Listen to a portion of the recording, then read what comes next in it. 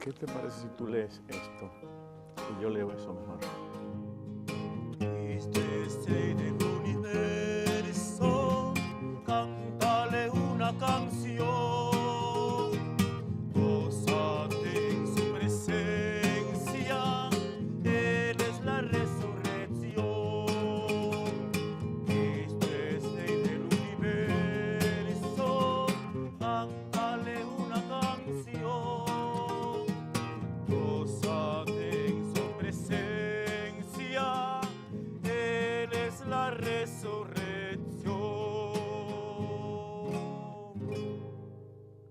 Muy buenos días, amigos, que nos dan el privilegio de llegar a sus hogares. Aquí de pie, firmemente convencido de que Jesús es el camino, la verdad y la vida. Que el cielo y la tierra pasarán, mas su palabra no pasará. Que no es nuevo la lucha, el pleito entre hermanos y hermanas. Que tenemos una iglesia llena de hombres buenos y que los que no son buenos hay que orar por ellos. Que la misma palabra habla de la cizaña,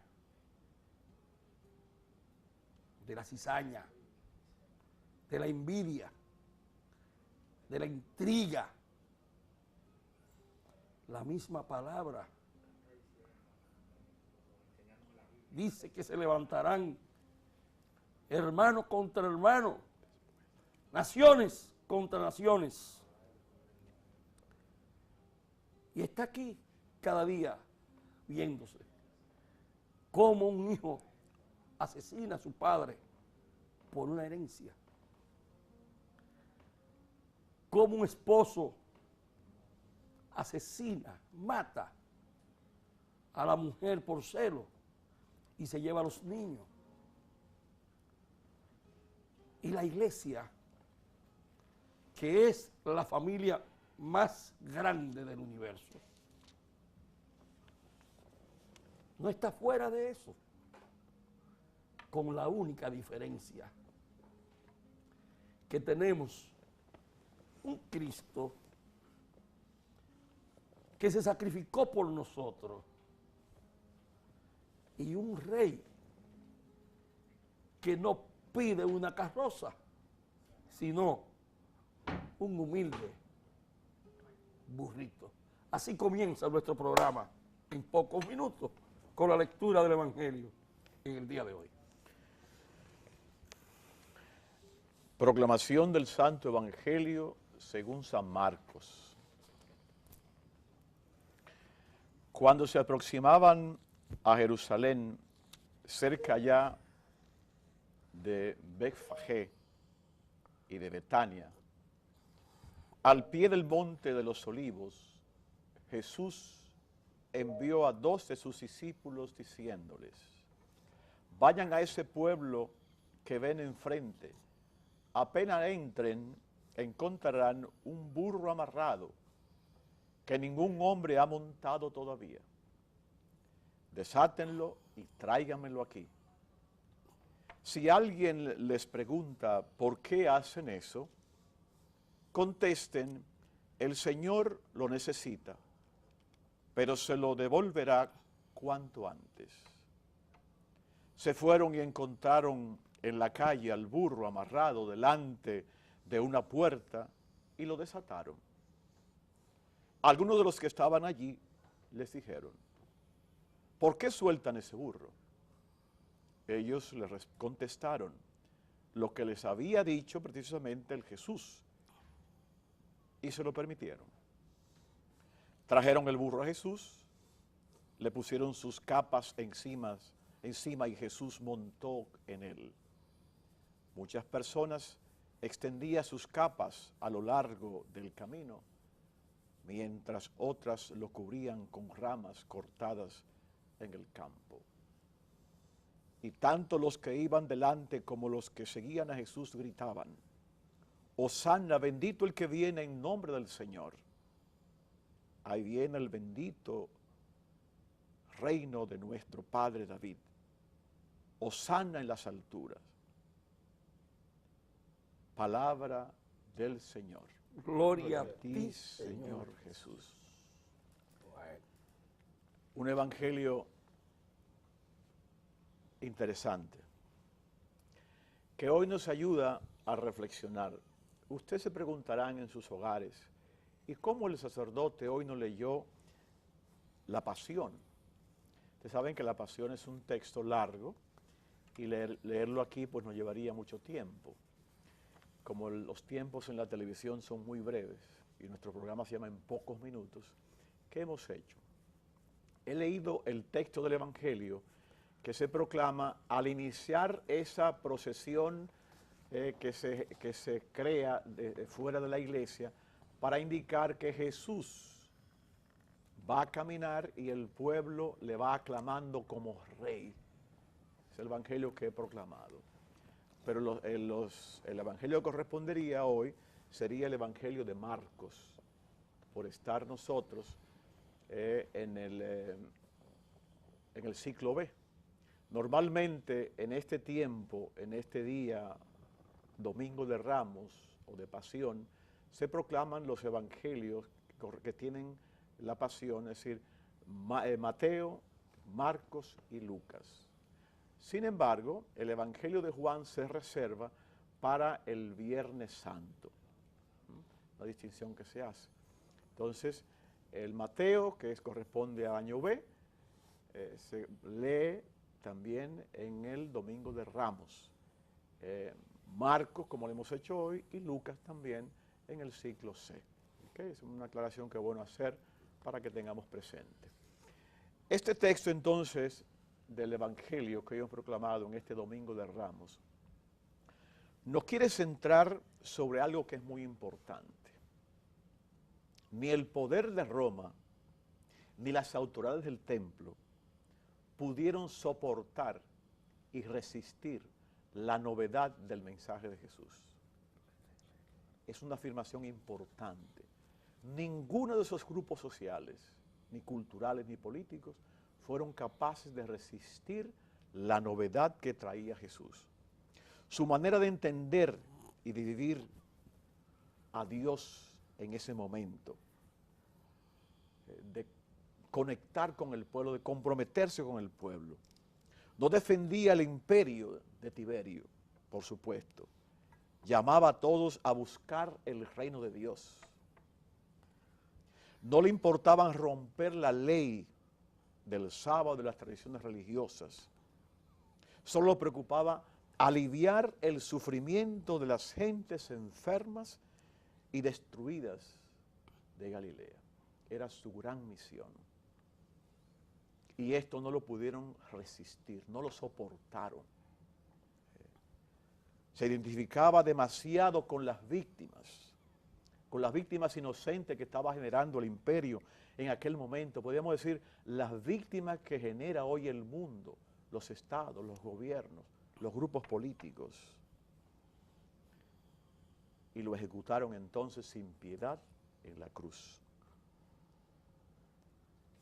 En ese Jesús en la cruz, desde allí Él entonces clama y nos dice, ustedes me siguen, entonces tienen que vivir la novedad que yo viví. Y la novedad que vivió Jesús fue la novedad del Evangelio, que está fundamentada en la verdad. Esto es una situación que debe movernos y cuestionarnos a nosotros en este día. En este rostro desfigurado de Jesús hay muchas personas desfiguradas, muchos dominicanos que necesitan de nuestra presencia, de nuestra asistencia, de nuestra compañía para ayudarles. Si Dios ha muerto identificando con las víctimas, si Dios ha muerto identificándose con los crucificados de hoy, se convierte entonces en un modelo para nosotros. No podemos separar a Dios del sufrimiento de los inocentes. Dios siempre está del lado del que sufre, de los inocentes. No podemos adorar al crucificado y vivir a espalda del sufrimiento de aquellos que necesitan que estemos al lado de ellos, porque Jesús así lo hizo. Y si somos cristianos y seguimos a Jesús, hemos de estar del lado de aquellos que sufren, que están al borde del camino. Dios nos sigue interpelando hoy desde los crucificados de nuestros días. No nos está permitido continuar viviendo como espectador del sufrimiento de los demás. No nos está permitido.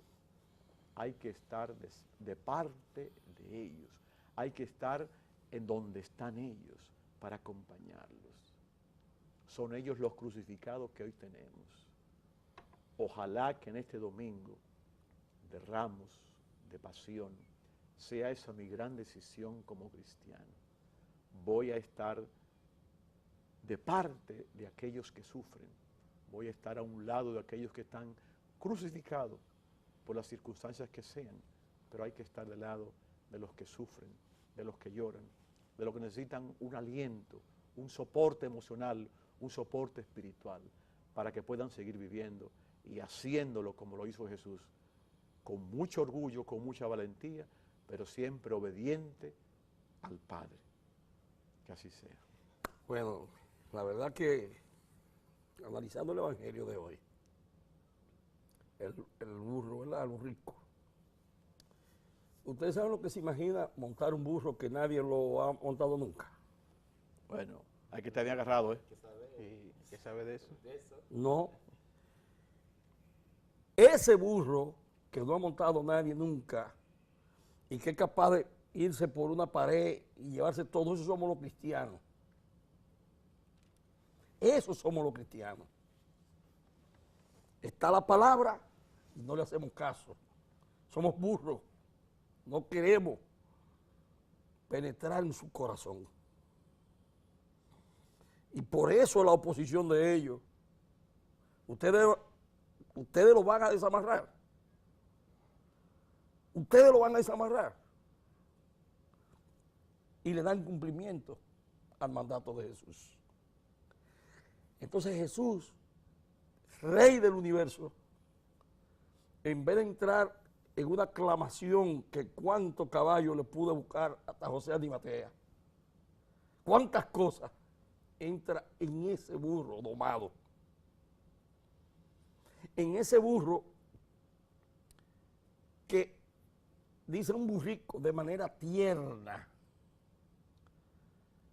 Y esa es la conversión que quiere. La conversión de la humildad. No la conversión de Caín y Abel, que se está dando mucho hasta en nuestra iglesia. Qué pena que el domingo pasado usted no estaba. Que parece que íbamos a hablar de estos temas que se están dando hoy. Y se están dando porque Jesús mismo fue cuestionado. Y se están dando porque Jesús no vino a violentar la ley. Cuando le presentan la moneda a Jesús, que yo digo ahora que él fue culpable de que estemos pagando impuestos, que le presentan la moneda, lo que querían esa partida sinvergüenza, como lo hay ahora, era que no se pagara impuestos. Y él no estaba en contra de todo. A César lo que es de César y a Dios lo que es de Dios. Que se sigan pagando los impuestos. Y he criticado también, porque de ahí la etimología de la palabra saquear, que va donde Saqueo,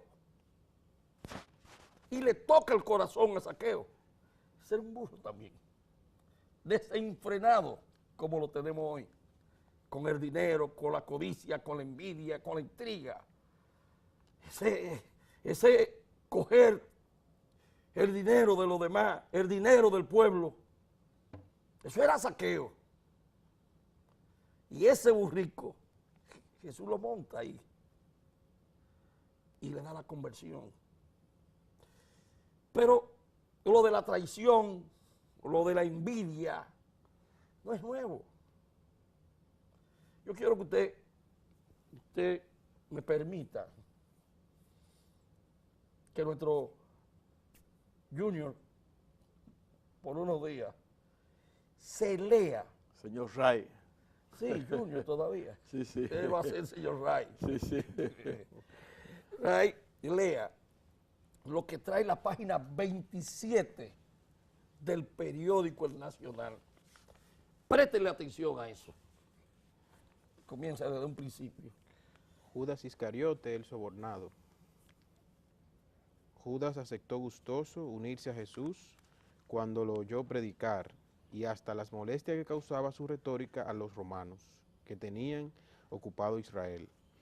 Cuando llegó a Jerusalén, cumplidos los 20 años de edad, sufrió las vejaciones de los invasores a la gente de su pueblo y comenzó a germinar en su pecho la semilla de la rebeldía. Se había criado en Keriot, al sur de Judá, donde fue a parar después de que su madre lo abandonara debido a una revelación según la cual su hijo constituye una amenaza para la familia, para Dios y para el pueblo judío. El niño fue llevado hasta la corte y la reina, que no había podido tener hijo, lo acogió como suyo y lo crió.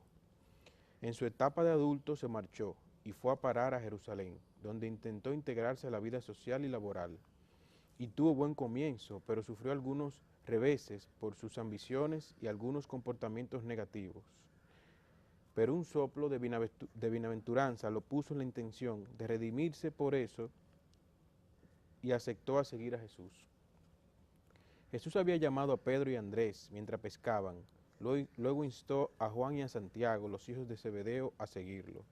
Por igual llamó directamente a Mateo, quien se dedicaba al cobro de impuestos para el gobierno de ocupación, pero renunció para seguir a Jesús. Judas quedó incluido entre los otros 7 escogidos de un amplio grupo de seguidores, a pesar de ser nombrado encargado de los recursos que servían de sostén a los apóstoles en su labor proselitista con Jesús. Judas miraba todo con ojeriza, recelaba de cada movimiento. Judas no ocultaba su apego a los bienes materiales, hasta el punto que evidenció su indignación cuando en Betania una seguidora derramó un frasco de perfume sobre Jesús y la reprendió alegando que el valor de ese perfume pudo ser usado en favor de los pobres. Las cosas sucedieron de este modo. 6 días antes de la fiesta judía de la Pascua, llegó Jesús a Betania, donde vivía Lázaro, quien había resucitado entre los muertos. Las hermanas del resucitado, Marta y María, y el propio Lázaro, ofrecieron una cena en honor de Jesús. Marta servía la mesa y Lázaro era uno de los comensales. María se presentó con un frasco de perfume muy caro, casi medio litro de nardo puro, y ungió con él los pies de Jesús. Después lo secó con sus cabellos. Judas Iscariote, en cambio, no pudo soportar aquello y lo consideró un derroche innecesario y desde luego protestó, diciendo: ¿por qué no se vendió este perfume en 300 denarios para repartirlo entre los pobres? 300 denarios era una suma apreciable. Ha habido una cuenta que un denario cubría un día de trabajo de un jornalero. Entre los discípulos se inició un cuchicheo y casi todos quedaron asombrados con la actitud levantista de Judas. Judas, Jesús lo conocía, sabía de su ambición, como hace con nosotros, vengan. Pero él tenía su propósito, que era el dinero. Así pasa con muchísimos Judas ahora.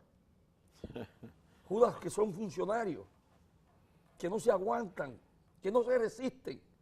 Tuvo la oportunidad de la crianza de la reina. No era un cualquiera. Pero ¿qué va? Era un gandío. Él quería más. Y entra donde Jesús porque vio la oportunidad de manejar los recursos.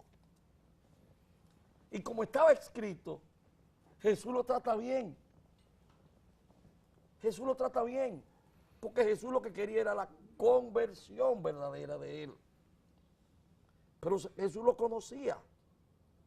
Y hay algunos autores que dicen que en la última cena, cuando Juan pega la cabeza al lado de Jesús, era que Jesús le decía: mira, ahí está Judas, que es el que me va a entregar. Está escrito. Y hoy la iglesia, nosotros que somos la iglesia, porque los sacerdotes son nuestros pastores. Ministros, sí. Los pastores, pastorean y ministros, pero ustedes son los que nos pastorean, los que nos dirigen, los que nos guían. En la misma iglesia se ven situaciones tristes, pero ¿saben ustedes cuántos sacerdotes hay aquí en el país? Hay 900 y pico de sacerdotes. No llega ni siquiera a un 5%, los que por alguna razón u otra abandonan el sacerdocio. Sí. Pero ojo, hay que tener cuidado con la intriga, con la envidia, con la calumnia. Con la calumnia. El que no ha sido calumniado no sabe lo grande que es eso. Y yo voy a hablar por mí, que una vez dijeron que yo era primo hermano de Leonel Almonte. Y me calumniaron para hacerme daño.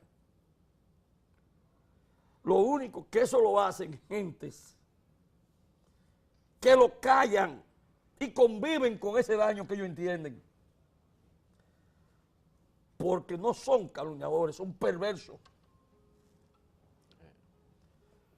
Y no me voy a referir al tema abierto que se está tratando hoy, porque aquí hay un sacerdote.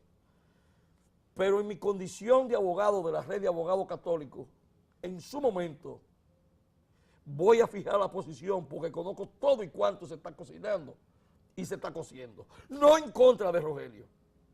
Que quede claro eso. Yo soy amigo de Rogelio. Yo soy hermano de Rogelio. No sé si él es amigo mío ahora. Yo soy amigo de él. Ahora, repito, no sé si él es amigo mío. Pero Rogelio tiene poco amigo, ¿eh? Muy poco. Vamos a escuchar.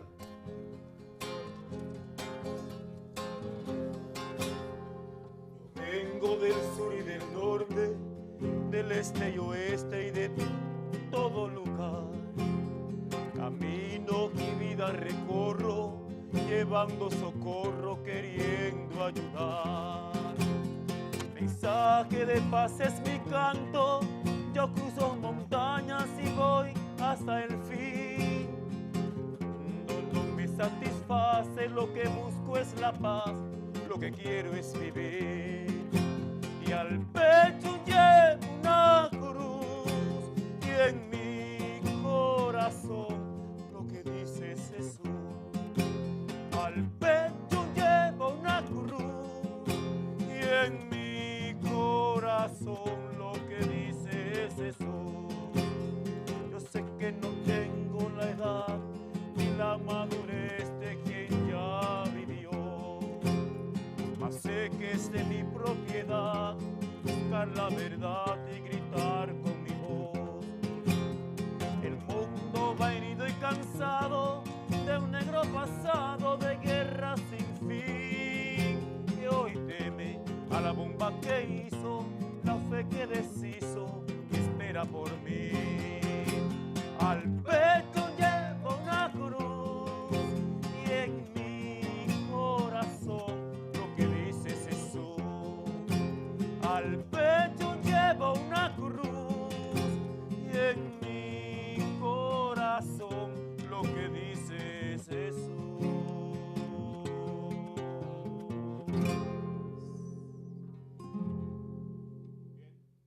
Estamos aquí en pocos minutos, ¿verdad? Con ustedes en este Domingo de Ramos, un domingo especial dentro de la Iglesia Católica. Con este domingo iniciamos la Semana Mayor, como decíamos al principio, y estamos comentando algunos temas. Aquí el doctor tiene precisamente una cruz hecha por las ramas, por la palma, que es lo que se ofrece hoy en la iglesia. El sacerdote bendice esas ramas, ¿verdad? Y la distribuye a los fieles, indicando que Jesús entró a Jerusalén y fue proclamado, ¿verdad? Una proclamación un poco hipócrita, por supuesto, porque lo llevaban al patíbulo, a la muerte. Eso es una cuestión un poco extraña, pero así es la historia y así es la vida. Bien, pues estamos en este programa conversando algunos temas Perú. Hay un temas diversos, doctor, ¿verdad? Usted traía algunos temas importantes. Bueno, También, señor Ray. el asunto de la Cámara de Cuentas, que a usted le llamó mucho la atención. Exacto. La situación de la Cámara de Cuentas Sí. está siendo cuestionada por algunas actitudes que han hecho. La Constitución prohíbe legislar para el provecho propio. Sí. Y ellos de una forma, no sé cómo se les fue, han legislado y se han subido un sueldo. Que no sé qué comentario tiene usted con eso. Sí, yo pienso que tenemos que partir de cuáles son las funciones de la Cámara de Cuentas. Y pienso que podemos compartir para también, digamos, poner al corriente también a los que nos siguen en nuestro programa en pocos minutos.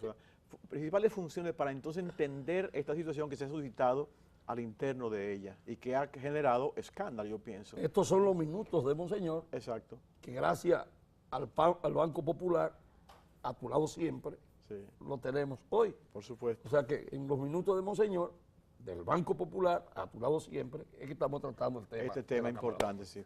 Vamos a quedar un poquito aquí en las funciones, ¿verdad? El RAI nos puede ayudar mucho en ese sentido. La Cámara de Cuentas, así como su nombre lo dice, se encarga de fiscalizar Eso. los recursos que el Estado distribuye entre las instituciones centralizadas y descentralizadas del Estado. Los miembros de la Cámara de Cuentas, al igual que los miembros de la Junta Central Electoral, entre otras instituciones descentralizadas, son elegidos por el Senado.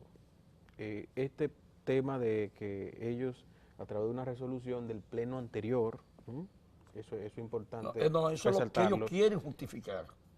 pero el pleno anterior instituyó una resolución de que a medida de que el índice de inflación del país anual suba, inmediatamente, automáticamente los salarios suben. Ellos simplemente están correspondiendo a una resolución que emitió el pleno anterior. Eso es bueno, ¿Y por qué ellos aclararlo. no hicieron lo mismo que hizo el Tribunal Superior Electoral? Habría que cuestionarlo a ellos. No hay que cuestionarlo. yo- El Tribunal Superior Electoral, ¿qué hace el Tribunal Superior Electoral? Que se bajaron los salarios. El Pleno del Tribunal Superior Electoral dice, no, esto no es posible. Nosotros no podemos ganar más que el presidente de la Suprema, ni que el de la Junta Central Electoral. Entonces se bajan los salarios Sí. y lo igualan, porque la Constitución se lo prohíbe. Esto sucede normalmente cuando son instituciones colegiadas. Cuando asume un pleno o unos miembros nuevos, tienen la facultad y el derecho de resoluciones anteriores, acatarlas o seguirlas, o mediante otra resolución derogarlas. Es lo mismo que pasó con la situación cuando los miembros titulares de la Junta Central Electoral asumieron que había ya una resolución del pleno anterior en relación a la organización de la boleta electoral. Exacto. ¿Qué pasa? Ellos mediante resolución entendían que los partidos deberían estar organizados de otra forma y cambiaron el orden de la boleta. Sí, pero eso Entonces- no era entonces- para ellos personal. entonces, es que ellos han legislado para ellos personal. Y la Constitución lo prohíbe. Sí. Y que usted no puede legislar para usted. Porque ellos no pensaron, que se viven quejando de que el dinero no le da, en con ese dinero buscar 8 o 9 inspectores más. Pero ahí está el vino, ahí está los cigarros que se fuman, ahí está, eso no es posible, eso no es posible. Es que el país no puede continuar con este tipo de vagamundería. Sí. Entonces, Sí. cuando sucede ese tipo de situaciones, que este pleno de la Cámara de Cuentas, dirigido por el señor Hugo Álvarez, el magistrado Hugo Álvarez, mantiene una resolución del pleno anterior, es facultad del Senado interpelar o no este pleno, si entiende que sus acciones van en contra, como dice el doctor Almonte, de la Constitución y las leyes. No, que se entiende, es que van en contra. Que ellos lo hagan o no lo hagan, es que está en contra, es que la Constitución lo prohíbe, es que usted no puede legislar para usted. Entonces, en ese caso, tendríamos que también el pleno anterior interpelarlo igual. No, porque ya no están. Ya ellos no están. Tú lo puedes interpelar y ya se dio, ya tuve una experiencia con una Cámara de Cuentas de algunos que fueron interpelados y otros que renunciaron. Así Los que es. renunciaron no podían interpelarlo. Así es. Y los que interpelaron ya fueron interpelados, no pueden ser juzgados dos veces Es por facultad. el mismo delito. Es facultad del Senado este proceso. Sí, pero no Exactamente. pueden volver a interpelar lo que Pero ya pasaron. además de esa situación del incremento del salario de estas personas de la Cámara de Cuentas, hay una serie de elementos que a mí me llama la atención poderosamente. Primero, el incremento del salario fue más o menos de unos 6 millones Sí. que implicó ese incremento. Pero después viene una serie de cosas que se generaron en el 2017, en torno al mes de diciembre.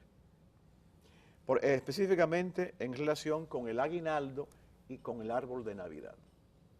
Si fueron unos gastos que tú te dices o te preguntas, bueno, ¿y es posible que una institución que está encargada, que tiene como función fiscalizar el buen uso de los recursos económicos de un país y de las instituciones del Estado, incurra en este tipo de gastos? Por ejemplo, aquí tengo algunas notas que quisiera compartir con ustedes. Por ejemplo, en la cuestión de la empresa para el aguinaldo y el árbol de Navidad, se le pagaron 296.506 pesos dominicanos.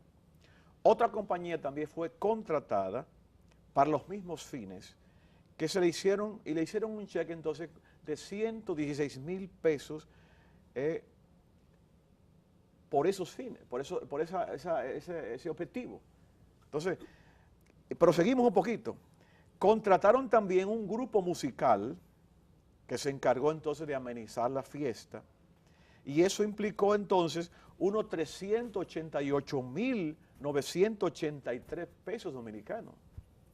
Pero como si eso no fuera poco, entonces alquilaron un equipo de sonido que hubo que pagarle 152.550 pesos dominicanos.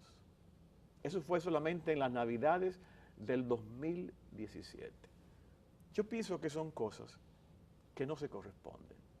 En un país que estamos pasando por situaciones de pobreza, nuestro pueblo, nuestra gente, nuestra familia, yo pienso que esto es una bofetada, ¿verdad?, al pueblo, a los pobres. A eso de que hablábamos esta mañana, hace un momento, en el Evangelio, de esas personas que están al margen, que están sufriendo, es no ponerse a ayudar a esas personas, sino a malbaratar, a mal usar estos recursos. Pero no es, eso todavía es poco. Después vienen unos bonos que se fueron creando, se fueron generando, para darlo fueron unos 2 millones de pesos en bonos que se dieron a los empleados, ¿verdad? Pero todavía más, en tarjetas de créditos, corporativas, de grupos de personas, una cantidad de dinero, por ejemplo, que ascendía a 1 millón y pico de pesos. Es decir, es una serie de gastos que uno dice, bueno, pero aquí no hay con el control, aquí hay algo que no está funcionando. ¿Quién está entonces supervisando los gastos de la Cámara de Cuentas? Es que nadie los supervisa a ellos. Sí. El pueblo, por eso, que tiene que supervisarlo. Exacto. Vamos a ver, ¿a qué institución le pueden ellos hacer una auditoría que encuentren esa anomalía y pueden reportarlo para mandarlo a un tribunal? Exactamente. ¿A quién? Sí, Entonces, es el mismo pueblo que tiene que tomar decisiones. Eso hay que denunciarlo. Y por eso la iglesia tiene que denunciar, no anunciar, denunciar en el púlpito todas esas cosas. Y decirle a la gente que eso no es correcto. Y decirle a la gente que eso no está bien. Y decirle a la gente que ellos deben renunciar. Si se respetan, deben renunciar de esos cargos que el pueblo le confió a ellos a través de nuestros legisladores. Eso no hay forma de explicarlo. Tengo entendido también que algo semejante se suscitó en el 2008, ¿no? Sí, y algo precisamente Necesitó algo similar, Sí, sí. sí. algunos de ellos renunciaron. Esos no tuvieron que ser interpelados, pero otros lo llevaron allá. Sí, sí. Pero algunos de esos jueces de aquella ocasión devolvieron el dinero. Sí. El caso de un señor ahí que siempre está con Julito así, ese devolvió el dinero. Ese tuvo el pudor, el honor de devolver el dinero. Ese no se quedó con el dinero. Sí, sí. Entonces, Nosotros tenemos que revisar ese tipo de cosas. Nosotros no podemos seguir pasando de que nada es nada. Sí. Porque esa es una institución que es la que va a pasarle las auditorías a las otras instituciones. Entonces se habla de un ayuntamiento de Juan de los de la Padre de la Casa, de qué sé yo qué, que hubo un teléfono de un síndico que pagó 80,000 o 90,000 pesos hablando con pornografía. Bueno, pero yo creo que es más inocente que esto que están haciendo eso. Sí. Porque aquel no sabía que solo estaban cobrando. Pero estos sí saben lo que están haciendo. Claro. La verdad que ese era el sonido original. Ser el sonido original. Sí, Y sí. no lo conozco a ninguno. Pero ellos no pueden hacer eso. Por Si ellos se respetan, deben denunciar de ahí. Si no, es que envían un mensaje totalmente equivocado al pueblo. Es decir, nosotros que somos los responsables de controlar los gastos, de buscar la manera que los gastos de las instituciones del Estado estén dentro del presupuesto, sean gastos, ¿verdad?, que se correspondan, que no sean exagerados, etcétera, etcétera. Entonces, el mensaje que están dando ellos, vamos a exagerar, vamos a malgastar el dinero. No puede ser, yo pienso, no puede ser. Vamos entonces a curar nuestras heridas, padre. Por supuesto. No hay de otra. Porque genera heridas estas cosas, muchas heridas.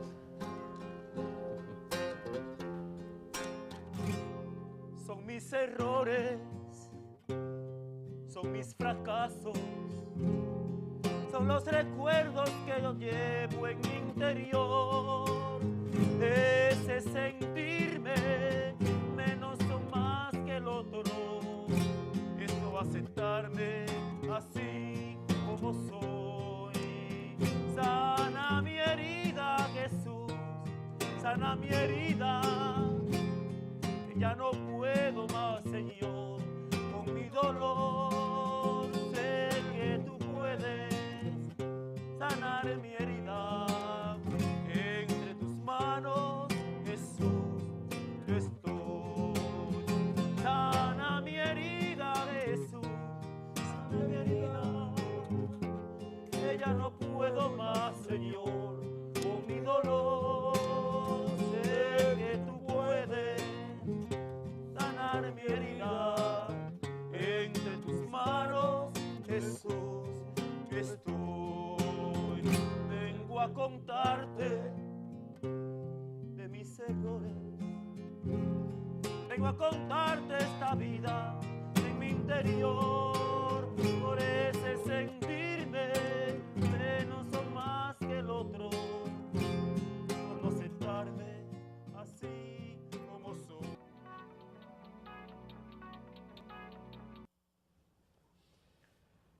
Bien, como decíamos al principio, estamos hoy celebrando el Domingo de Ramos. El Domingo de Ramos, como ustedes saben, es un día que ya con él se inicia, se introduce en la Semana Mayor, la Semana Santa. La Semana Santa tiene una razón de ser. Es un tiempo donde la Iglesia invita a todos los cristianos a recogernos, a vernos que somos personas con límites, a darnos cuenta que tenemos que mirar la cruz, y sobre todo mirar la cruz viendo a aquellos que cargan cruces, para entonces introducirnos en el misterio pascual y salir gananciosos, resucitados. Las celebraciones que ofrece la Iglesia Católica en estos días, sobre todo el jueves, el viernes, el sábado y el domingo también, son celebraciones muy, muy bonitas, muy bien cuidadas, que se disfrutan esas celebraciones. Ojalá que no nos las perdamos esas celebraciones. Si usted, por ejemplo, decidió irse a un lugar de vacaciones o descansar, deje ese espacio para que en la parroquia más cercana donde está usted pueda ir con su familia a compartir ese momento importante de celebrar el misterio pascual de Cristo, para celebrar la pasión, muerte y resurrección y ser hombres y mujeres pascuales. Así es. Padre, yo quiero antes de un tema que vamos a tratar. Fíjense, nosotros felicitamos al Estado por la cantidad de títulos que está entregándole a la gente. Pero el Estado tiene que tener cuidado. Hay un caso que se habla mucho de los 3 brazos, yo le pongo los 10 brazos, porque ahí ha habido mucha intriga y mucha envidia.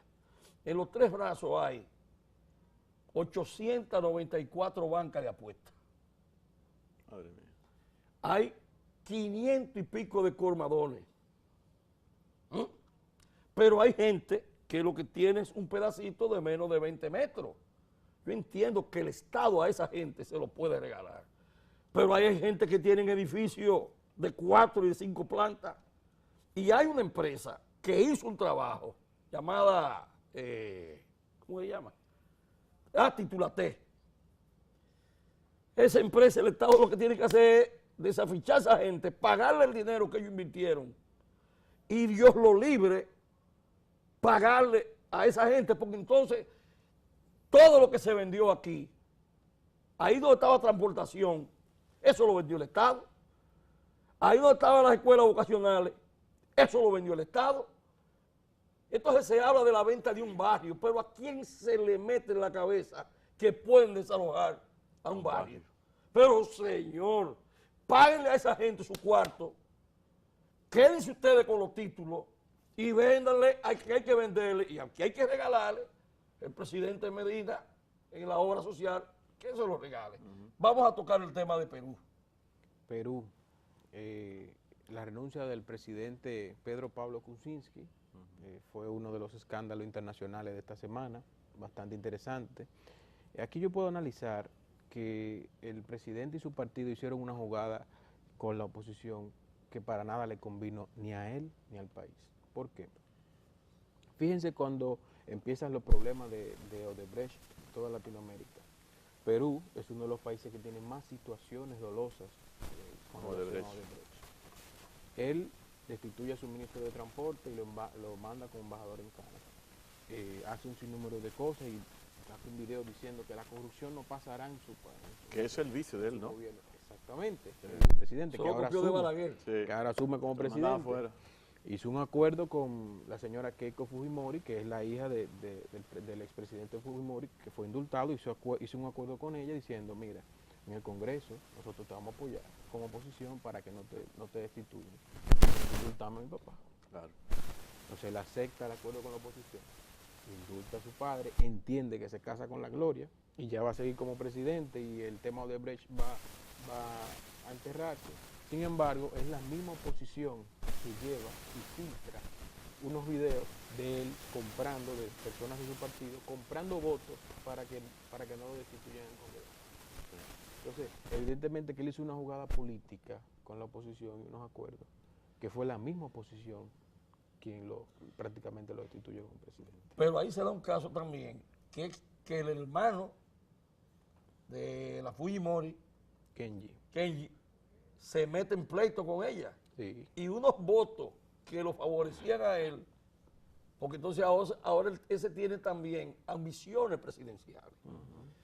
Pero el caso de Odebrecht, vamos a tratarlo en el programa que viene, la maldición de Odebrecht. La maldición de Odebrecht. Ese tipo que está preso, debieran ponerlo en el infinito y a cadena no perpetua, ¿no? Porque se acabó con Latinoamérica. El Marcelo Odebrecht, Marcelo del Diablo Odebrecht, así que se llama. Del padre aquí, doctor. ¿Y qué sabe? El padre él lo que va a hacer que lo va a santiguar para quitarle el diablo a ese hombre. Ese lo que hizo fue dañar todas estas naciones. Todas estas naciones. Porque donde está no es el asunto de los chelitos, no. En la subvaluación que hicieron, ahí es que está el dinero. Y entonces él ya está en su casa, en prisión domiciliaria, y ahorita sale y continúa la maldición de Odebrecht. Porque ese hombre tiene eso en su corazón. Es un maldito, es un malvado. ¿Entiendes? O sea que yo no estoy exonerando a nadie. Yo lo que estoy diciendo es que él se encargó de toda la nación. ¿Ya el programa terminado, padre? Pero vamos a terminarlo siempre con la herencia moral de San Juan Pablo II, cuando dijo, vamos a construir un mundo donde no haya gente tan rica que no necesite nada y tan pobre que lo necesite todo, pero jamás sin recibir esta bendición que tanto necesitamos venir de usted. Recordemos siempre que veamos la cruz, en ella ubiquemos a todas aquellas personas que sufren y que están al borde del camino. Que el Señor esté con ustedes. Que la bendición de Dios Todopoderoso, Padre, Hijo y Espíritu Santo, descienda sobre ustedes y permanezca para siempre. Amén. Muy buen domingo. Yo vengo del sur y del norte, del este y oeste.